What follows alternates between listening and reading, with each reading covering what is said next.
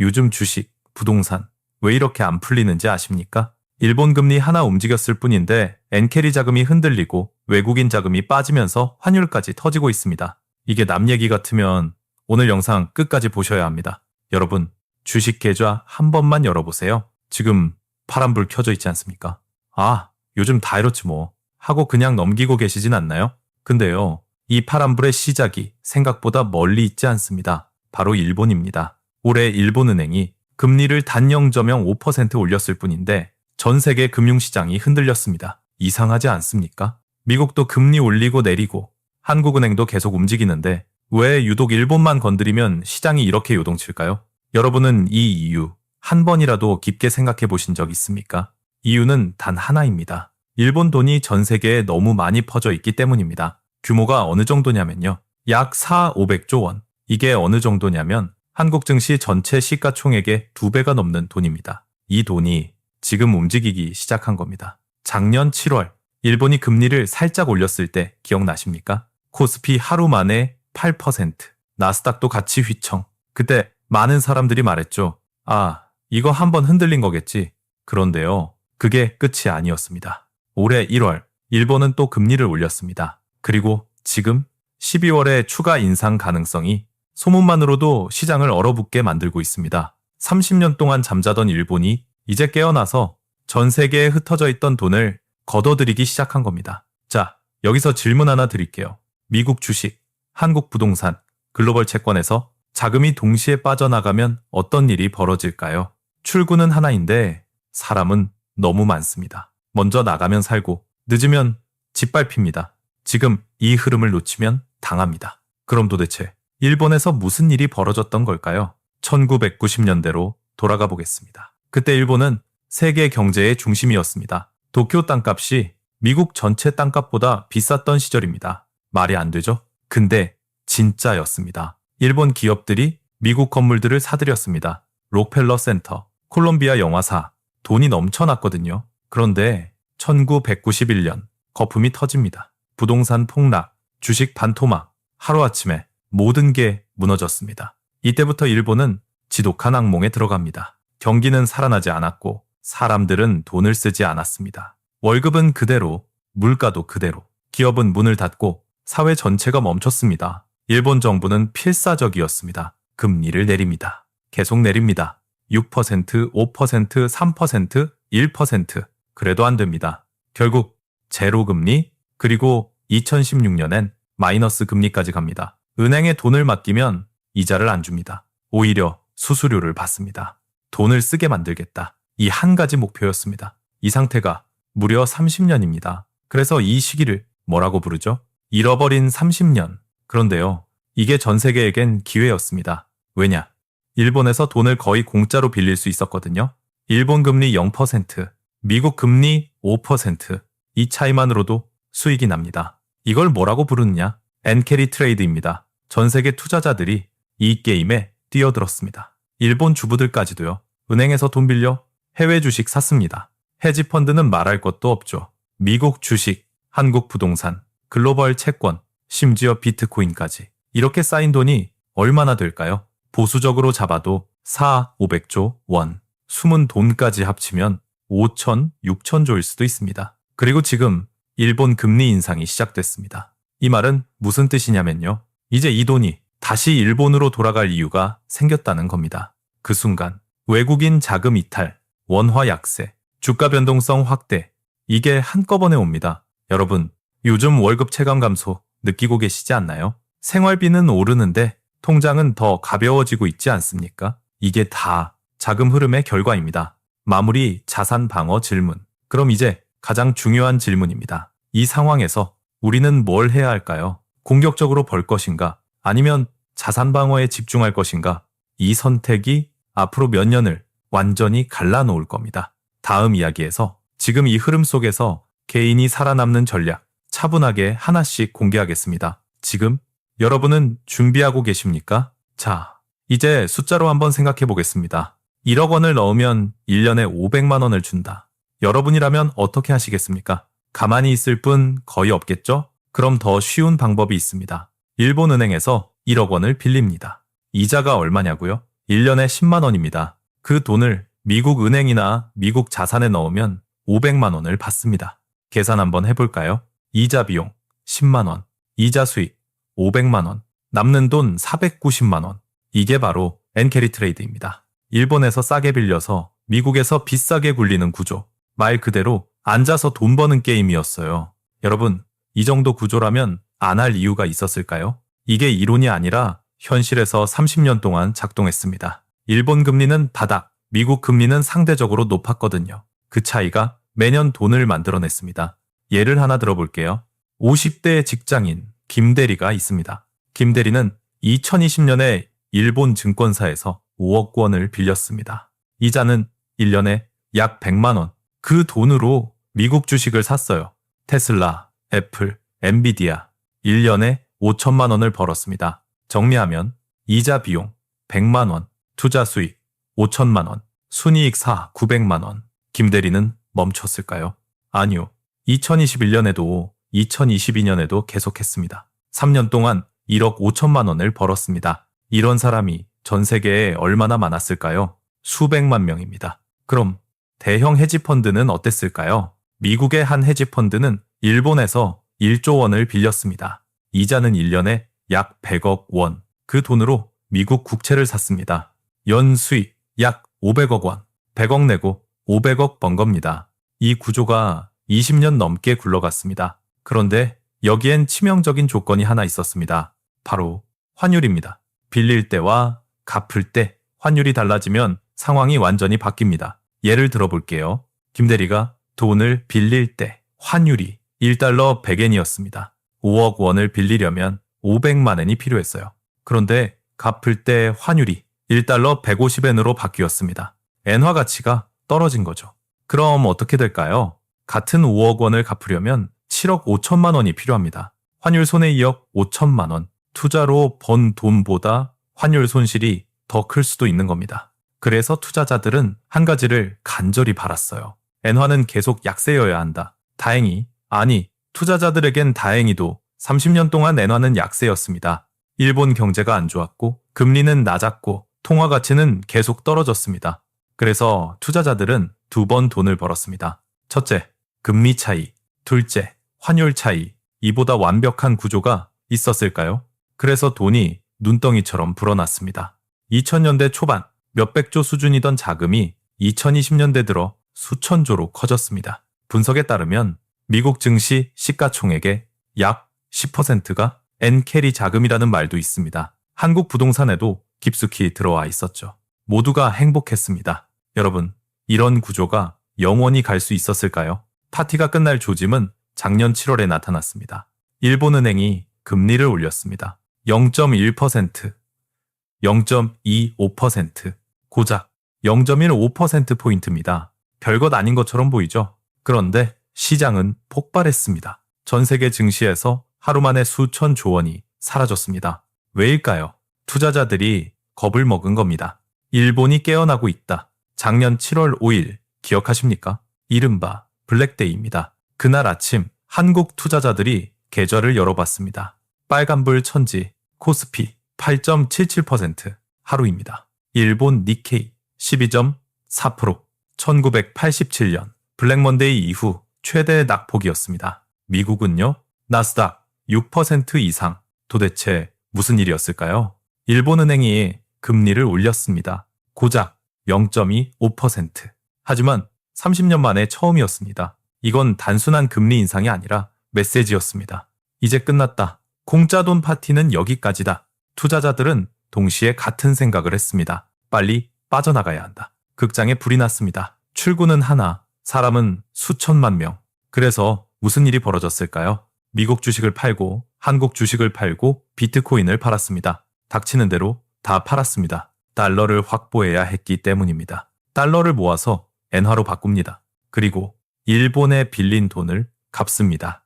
이걸 엔캐리 청산이라고 합니다. 그날 얼마나 청산됐을까요?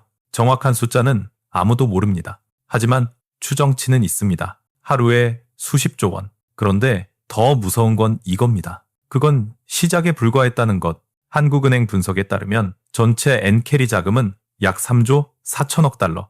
우리 돈으로 500조 원입니다. 작년 7월에 청산된 비중은 얼마였을까요? 약 6%. 금액으로 약 200억 달러.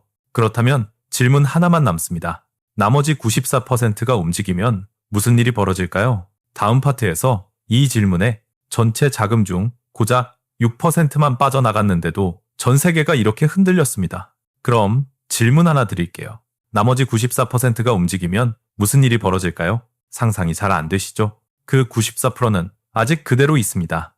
미국 주식에, 한국 부동산에, 글로벌 채권과 각국 자산에 깊숙이 박혀 있어요. 이게 한꺼번에 빠져나온다? 시장은 버텨낼 수 있을까요? 그리고 올해 1월 일본은행이 또 움직였습니다. 금리를 0.5%까지 인상했습니다. 30년 만에 0.5%를 넘은 겁니다. 시장은 다시 흔들렸지만 작년 7월만큼은 아니었어요.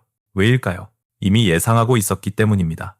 문제는 앞으로입니다. 일본은행 관계자들이 계속 같은 말을 합니다. 우리는 금리를 계속 올릴 것이다. 시장은 내년 말까지 1%를 봅니다. 지금 0.5%니까 2배입니다. 일본 금리가 1%가 되는 게 언제 이후 처음일까요? 1995년 이후 무려 30년 만입니다. 자, 그럼 엔캐리 트레이드는 어떻게 될까요? 이익이 확 줄어듭니다. 지금까지는 일본에서 0%로 빌리고 미국에서 5% 벌었습니다. 차이 5%. 그런데 앞으로는 일본에서 1% 내고 미국에서 4% 받습니다. 미국도 금리 인하 중이니까요. 차이 3%. 게다가 뭐가 있죠? 환율 리스크. 일본 금리가 오르면 엔화 가치가 강세로 갈 가능성이 커집니다. 그럼 빚 갚을 때 손해를 봅니다. 투자자 입장에서 보세요. 수익은 줄고 리스크는 커지고 언제 또 폭락할지 모른다. 계속 하시겠습니까? 답은 뻔합니다. 빠져나가야죠. 그래서 지금 조용한 청산이 진행되고 있습니다. 빠른 사람들은 이미 나갔습니다. 작년 7월에 나간 사람들입니다. 손해는 봤지만 살았습니다. 아직 안 나간 사람들도 있어요. 지금도 버티고 있습니다. 혹시 일본이 금리를 안 올리지 않을까? 이 희망 하나로요. 하지만 일본은 계속 신호를 보냅니다. 우리는 올릴 것이다. 시간 폭탄의 시계는 째깍째깍 돌고 있습니다. 이제 한국 이야기입니다. 일본 금리가 오르는데 한국이랑 무슨 상관이냐고요? 엄청난 상관이 있습니다. 한국은 지금 샌드위치 신세입니다. 한쪽 일본 금리 인상, 다른 한쪽 미국 금리 인하. 그 사이에 한국이 끼어 있습니다. 무슨 일이 벌어질까요? 나쁜 소식, 외국인 자금 이탈. 먼저 나쁜 소식입니다. 외국인 자금이 한국에서 빠져나가고 있습니다. 한국 증시 보세요. 코스피 외국인 비중 30% 이상, 삼성전자 50% 이상이 외국인. 그런데 이 외국인 중 상당수가 엔캐리 자금입니다. 일본에서 싸게 빌려 한국 주식을 산 거죠. 삼성전자, SK하이닉스, 현대차. 이 돈이 지금 빠져나가고 있습니다. 올해 외국인이 한국 증시에서 얼마나 팔았을까요? 수십조 원. 계속 팝니다. 닥치는 대로 팝니다. 달러를 확보해서 일본 빚을 갚아야 하니까요. 그럼 한국 주식은 어떻게 될까요? 떨어집니다. 파는 사람은 많은데 사는 사람은 없으니까요. 실제로 보세요. 미국 나스닥 플러스 10% 이상, 일본 니케이 더 10%, 한국 코스피 제자리. 왜 한국만 이럴까요? 외국인이 계속 팔고 있기 때문입니다. 그리고 더 무서운 건 앞으로입니다. 일본이 금리를 더 올리면 엔캐리 청산 가속, 외국인 매도 증가, 한국 증시 추가 압박. 문제는 주식만이 아닙니다. 부동산도 있습니다. 강남 아파트에 일본 돈이 얼마나 들어와 있는지 아십니까? 정확한 통계는 없지만 업계에서는 수조 원으로 봅니다. 일본 투자자들이 강남 아파트를 사서 임대 놓고 월세 받았습니다. 일본에서 0%로 빌려 강남 아파트 사면 임대 수익만으로도 연 3, 4%가 나왔거든요. 그런데 일본 금리가 1%가 되면요. 수익 3%, 2%, 환율 손해까지 나면 남는 게 없습니다. 그럼 어떻게 할까요? 사례 박 사장의 현실.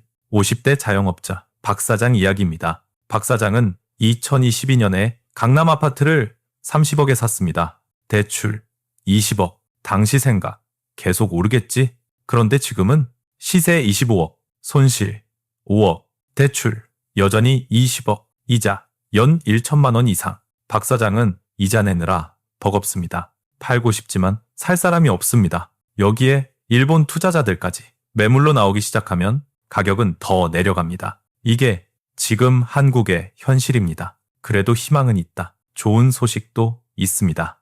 엔화가 강세로 돌아서면 한국 기업엔 기회가 됩니다. 그동안 엔화 약세 때문에 일본 제품이 너무 쌌거든요. 예를 들어 토요타가 현대차보다 싸게 팔렸던 이유, 엔저. 그런데 엔화가 강세가 되면 일본 제품 가격 상승, 현대차 가격 경쟁력 상승, 조선도 마찬가지입니다. 일본 조선사, 한국 조선사, 반도체도 그렇습니다. 소니, 도시바, 엔화 강세 부담, 삼성전자, SK 하이닉스, 상대적 유리. 한국은 지금 위기이자 기회의 갈림길에 있습니다. 개인은 어떻게 해야 할까? 자, 이제 가장 중요한 질문입니다. 우리는 어떻게 해야 할까요? 손 놓고 당할 겁니까? 아니면 준비하시겠습니까? 지금부터가 정말 중요합니다. 1단계, 빚부터 점검하라. 대출부터 점검하세요. 주식담보대출, 신용대출 있다면 위험합니다. 시장이 흔들릴 때 가장 먼저 터지는 게 레버리지입니다. 사례, 김대리의 하루.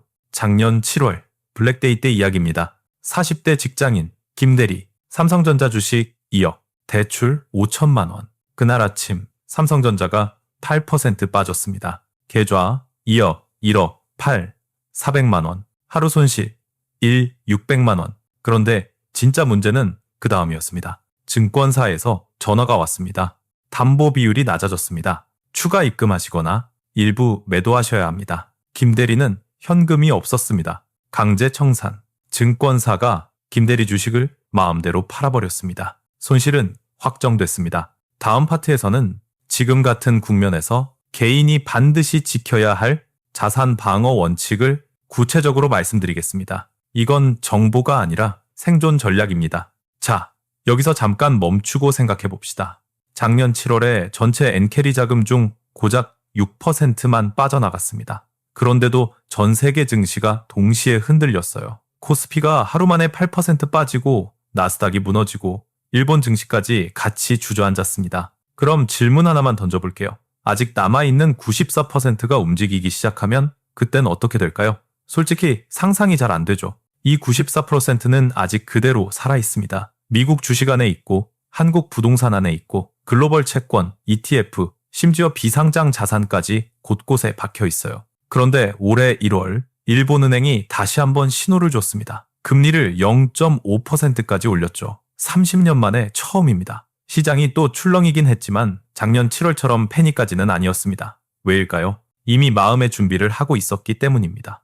문제는 그 다음입니다. 일본은행 인사들은 계속 같은 말을 합니다. 이건 끝이 아니다. 우리는 계속 정상화할 것이다. 시장에서는 내년이면 1%까지 간다고 봅니다. 일본 금리가 1%라는 건 거의 한 세대 만의 변화입니다. 이제 엔캐리 트레이드를 다시 생각해 봅시다. 예전엔 일본에서 거의 공짜로 돈을 빌려서 미국에서 5%를 벌 수 있었습니다. 그런데 앞으로는 일본에서 1%를 내고 미국에서는 4%도 안 나올 수 있습니다. 차이는 줄어드는데 환율 리스크는 커집니다. 일본 금리가 오르면 엔화는 강세로 갈 가능성이 큽니다. 그 말은 뭐냐면 빚을 갚을 때 더 많은 돈이 필요해진다는 뜻입니다.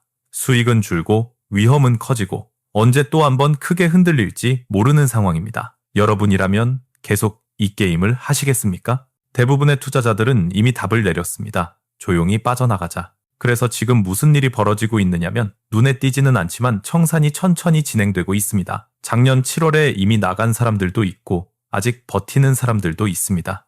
설마 일본이 진짜로 그렇게까지 올리겠어? 이 희망 하나로 말이죠. 하지만 일본은 계속 신호를 보냅니다. 시계는 이미 돌아가고 있습니다. 이제 한국 이야기로 넘어가 봅시다. 많은 분들이 이렇게 묻습니다. 일본 금리 오르는 게 한국이랑 무슨 상관이야? 솔직히 말하면 엄청난 상관이 있습니다. 한국은 지금 일본과 미국 사이에 끼어 있습니다. 일본은 금리를 올리고 있고 미국은 금리를 내리려는 쪽으로 가고 있습니다. 이 사이에 낀 한국에서 가장 먼저 나타나는 현상이 뭘까요? 바로 외국인 자금 이탈입니다. 코스피에서 외국인 비중이 30%가 넘고 삼성전자는 절반 이상이 외국인입니다. 이 외국인 자금 중 상당수가 일본에서 빌린 돈, 즉 엔캐리 자금입니다. 이 돈이 지금 빠져나가고 있습니다. 올해 들어 외국인은 삼성전자, SK 하이닉스, 현대차를 가리지 않고 수십조 원을 팔았습니다. 왜 파느냐고요? 투자 판단의 문제가 아닙니다. 달러를 확보해서 일본의 빚을 갚아야 하기 때문입니다. 그 결과 한국 주식은 어떻게 될까요? 잘 오르기 어렵습니다. 실제로 보세요. 미국 나스닥은 두 자릿수로 올랐고 일본 니케이도 올랐습니다. 그런데 한국만 제자리입니다. 이유는 단순합니다.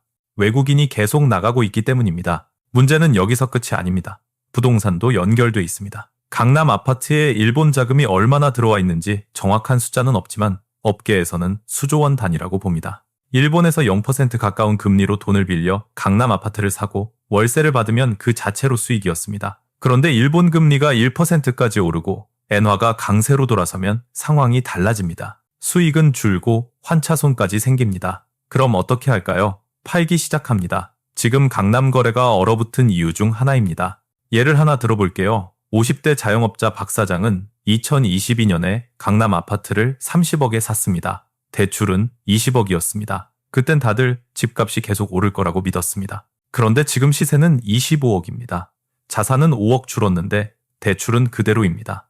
이자만 매년 1,000만 원 이상 나갑니다. 버티고 싶어도 쉽지 않습니다. 여기에 일본 자금까지 매도로 나오면 가격은 더 밀릴 수 있습니다. 이게 지금 한국에서 벌어지고 있는 자산 압박, 그리고 곧 생활비 부담으로 이어질 수 있는 구조입니다. 그렇다고 해서 희망이 없는 건 아닙니다. 엔화가 강세로 돌아서면 그동안 엔저 때문에 밀렸던 한국 기업들에게는 기회가 될 수 있습니다. 일본 자동차가 싸게 팔리던 구조가 바뀌면 현대차가 유리해질 수 있고 조선과 반도체도 마찬가지입니다. 단기적으로는 아프지만 중장기적으로는 판이 바뀔 여지가 있습니다. 문제는 개인이 이 과정에서 살아남을 수 있느냐입니다. 그래서 이제 정말 중요한 질문을 하나 드리겠습니다. 지금 이 상황에서 당신은 준비가 되어 있습니까? 먼저 점검해야 할 건 빚입니다. 특히 주식 담보대출이나 신용대출이 있다면 위험합니다. 시장이 흔들릴 때 가장 먼저 터지는 건 레버리지입니다. 작년 7월 삼성전자 주가가 하루 만에 8% 빠졌을 때 대출을 끼고 있던 사람들 중 상당수가 강제 청산을 당했습니다. 그 다음은 현금입니다. 위기 때 현금은 안전자산이 아니라 행동할 수 있는 힘입니다. 현금이 있었던 사람은 샀고 없었던 사람은 지켜보기만 했습니다. 그리고 외국인이 파는 종목을 조심해야 합니다. 달러도 일정 부분 보유할 필요가 있습니다. 마지막으로 일본 시장을 감정적으로 보지 말고 구조적으로 봐야 합니다. 이건 공포를 조장하려는 이야기가 아닙니다. 준비하라는 이야기입니다. 1997년 IMF 때도 신호는 있었습니다. 하지만 대부분의 사람들은 설마라는 말로 넘겼습니다. 지금도 똑같은 질문 앞에 서 있습니다. 설마 일본 금리 인상 하나로 이렇게까지 되겠어? 설마 엔케리 청산이 진짜로 오겠어? 그 설마를 믿고 아무것도 안 하시겠습니까? 아니면 지금부터라도 대비하시겠습니까? 선택은 각자의 몫입니다. 하지만 한 가지는 분명합니다. 위기는 준비하지 않은 사람에게는 재앙이지만 준비한 사람에게는 기회가 됩니다.